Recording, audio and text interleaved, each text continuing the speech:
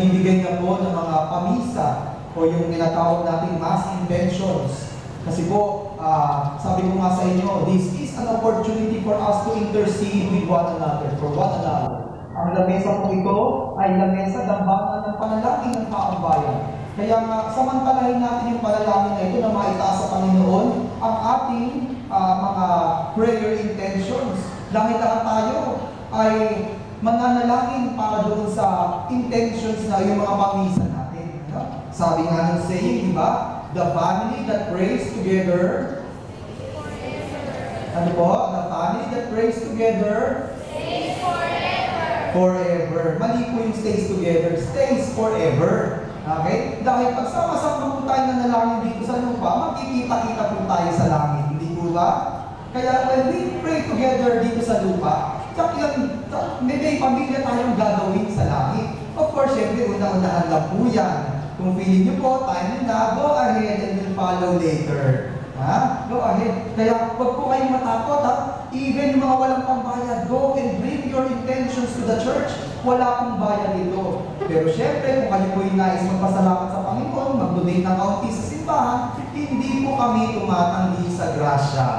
Dahil lahat naman po ng ating nalilikom sa mga programa po ng simbahan yan, tayo rin po ang makikinabang. Kaya po, yung mga pamisa, marami na kaming mga mass intentions ngayon. Kaya, kumbaga, may intentionality na yun sa ating misa. Okay, may patutong na. Pangalawa po, on February 22, 9 a.m., yun po ay isang Miyerkules. Ipagdidiwang po natin ang pagtatakda ng ating pagyako, yung pag-journey, yung ating paglago, yung pananampalataya sa 4 araw ng ating Kwaresma.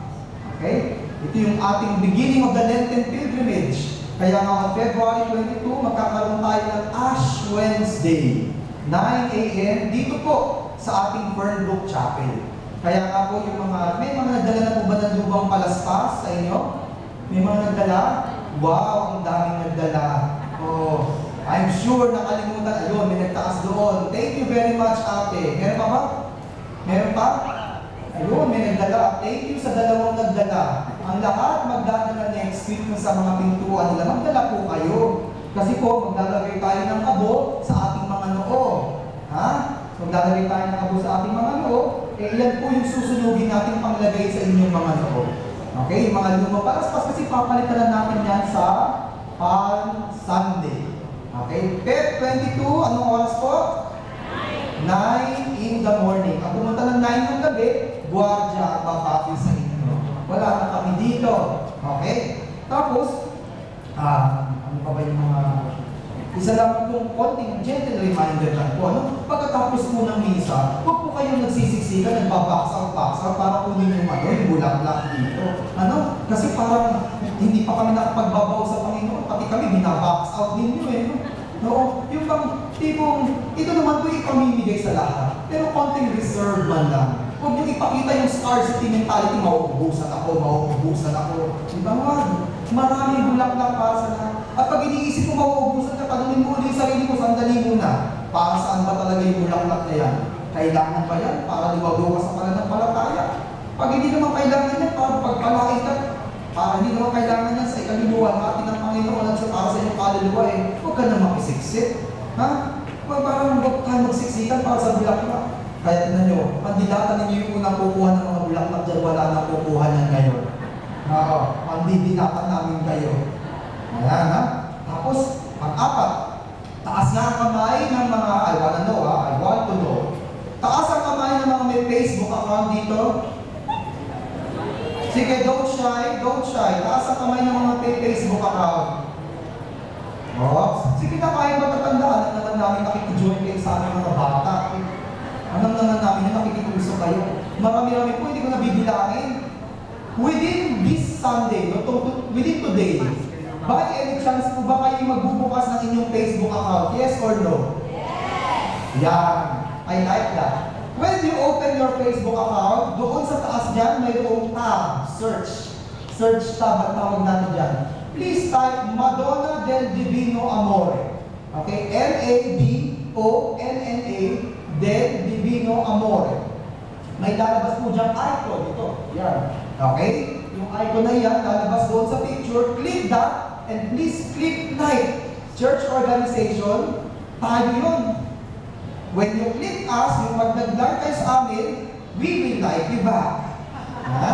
We will like you back. Pero ano mangyayari pagka nilike mo yan? Lalabas dyan yung mga updates ng ating simbahan, yung mga links sa ating website. Under construction na yung website natin ngayon. Anong makikita nyo dyan? Siyempre, makikita nyo ako. Balang araw, di ba? Ipagmamalaki nyo, ito ang aming Cura Paroko. Ha? Di naman. Makikita natin dyan lahat ng activities ng parish, tapos lahat ng yung mga homilies, lalagay natin dyan, yung mga announcements, prayer requests, matatanggap namin dyan, para lahat tayo'y connected, hindi lang dito, pero pag uwi ninyo, online, connected pa rin tayo. Sino dito may mga kamag-anak sa abroad, taas ang kamay? Wow, sa amin na, hindi kami nangingi ng dana. Ito naman yan. Pakisabihan ko yung mga kamag-anak ninyo sa abroad na minsan nang nagsimba dito. So please also like our Facebook account. So mamaya, pag sundown, mamaya gabi, mag-check talaga ako ng Facebook. Pag yung like doon, 6 pa din, ako talaga, a-absent ako next week. Kailangan dumami yun. Yung like doon, kasi 6 pa lang yung nagla-like doon. Pag talagang 6 pa rin yun, a-absent talaga ako next week. Hindi ko kayo pupuntahan. Ha? Pero, kasi po, dyan natin ipopost, we will use the technology to proclaim the word of the Lord to as many people as possible. Under construction na po ang ating website, pati. Ha? Bibisitahin niyo yung website natin, nandun yung link. Andito ngayon, ang gagawa ng ating website, no? At saka yung kumukuha ng picture para sa website. Hindi ko in-announce ito last week na may kukuha na ng picture for the website kasi baka magpuntahan kayo dito mas daig pa yung damit ng pare. Ano? Baka magpaganda kayo, pero may kumukuha na ng picture. Sineset up na natin ang ating website. On Feb 26, magsisimula na po tayo ng ating Bible Bible Exposition. By Feb 26, yung mga misa ko dito sa Pernbrook, 5 minutes na lang ang homily. Ha? 5 minutes. Pag lumagpas si Father ng 5 minutes, gumanyan kayo. Gumanyan kayo kay Father. Yung next supposed 5 minutes na dapat supposed homily, gagawin natin ganito.